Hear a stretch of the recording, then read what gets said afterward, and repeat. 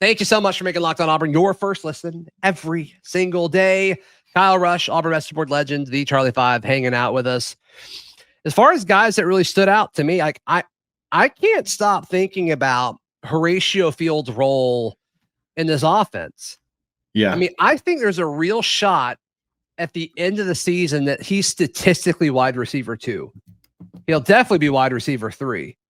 And I'm just kind of blown away by that. What do you in receptions or yards or both? Like, I just think like overall, like package of production. You said 2 or 3. I'm sorry. I said 2, felt too bold, went with 3. Well, he has more catches than Eric Singleton. He has one more catch, and he's only about 16 yards. No, not even 6. Yeah. No.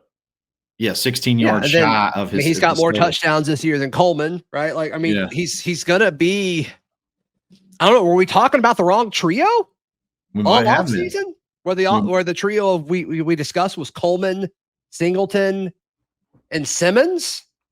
Is Fields part of the trio more than Malcolm at this point? I think you have to say yes. He's on the field more for sure. So he's on the field almost every single snap. It seems like the production between he and Malcolm is. Well, he's on the fields more. The fields more, yes.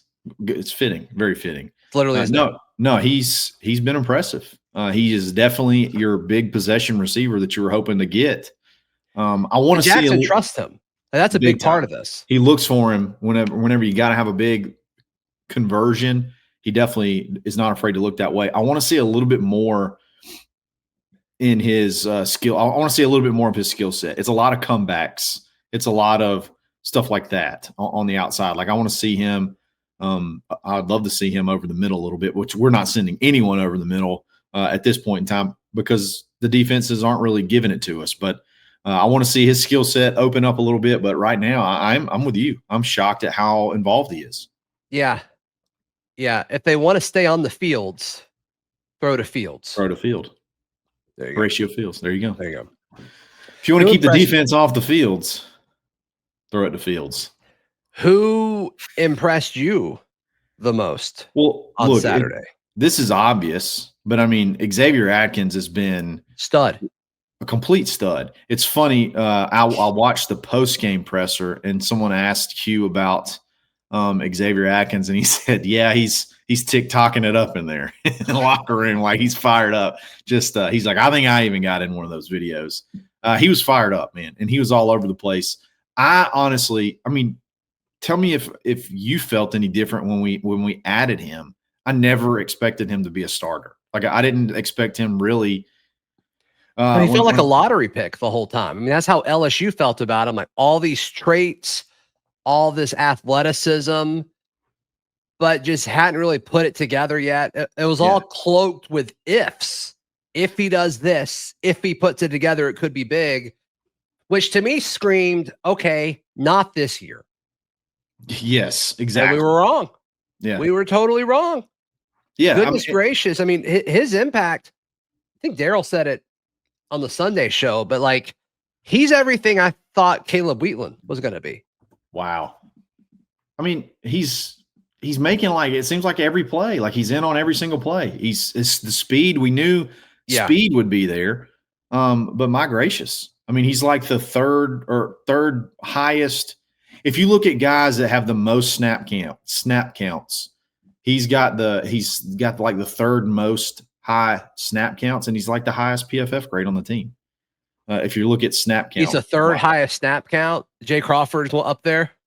Yeah, Jay Crawford's 1, Caleb Harris is 2, and then it's Xavier Atkins, and his grade is higher overall than even Jay Crawford, who we feel like is having a good year because nobody will even try to throw it at him. Yeah, 1 target against Ball State.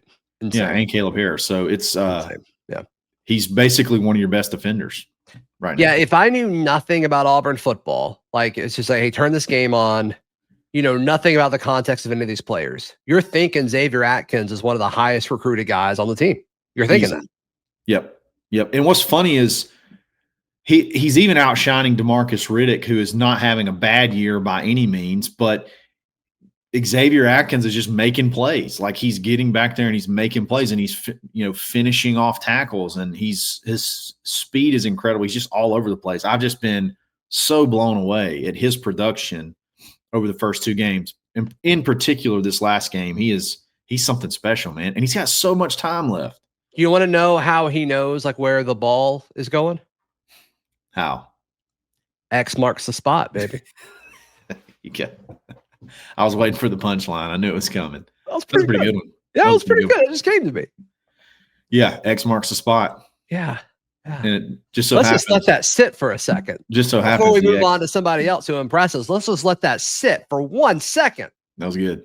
Just so happens the X is on the ball carrier most of the time, and that's right. And he gets it done. Right. So that's good stuff. Jay Crawford, because I can't go. I've talked like Jay Crawford. I haven't been able to talk about as much because like shutdown corners are kind of boring because they just kind of go over there and like you forget about them. I never saw him on the television Saturday. Not one time. Well, the camera work was bad, to be fair. They didn't show all sides of the field that often. I understand, but like I legitimately don't think I don't know that there's video evidence that he actually played Saturday because I gotcha. There was no opportunity for him to make a play. They never even remotely tested him. Give me one more name that surprised you. Don't say like somebody that everybody else is saying. Yeah, Bryce Diaz and Darian's. He was only in for he didn't get a ton of plays. He's playing so much more than I thought he would, though. But he is playing a lot more. He's another guy where like when his time comes, it's going to be fun. It's like, oh, he's playing as a freshman. And here's a cool thing. There was one play in particular. He was on the field and Eric Winters was on the field. Okay. And, in linebacker, when a play starts swinging wide, they have to attack from the inside out. And then the DB attacks from the outside in. And then basically you meet in the middle. I mean, if everything works perfectly and you do what you're supposed to do. And you saw two true freshmen go out there and there was a play out wide. Bryce took the perfect angle, chased him directly into Eric Winters, and they both made the play right there in the backfield. I believe it was a tackle for loss. And I was just like, man, that's 2 true freshmen that are ball knowers, that like they get ball and they understand how to go. They know ball. They crush Ball State. Ball is not a state. Yeah. All of those things happened, and it was in that one moment. That's actually what the new pyrotechnics are. With Eric Winters and Bryce Diaz. Oh, I love it. Tackling a guy at the same time. That's all it was. That's actually, you're right. That's all it was. That's all it was. That's all it was. It was the glimmer from their helmets. Baby. Let's go. I'm just going to randomly insert that throughout. What? X marks the spot? Yeah, just randomly. Milkshakes for Jackson? I don't know. Okay.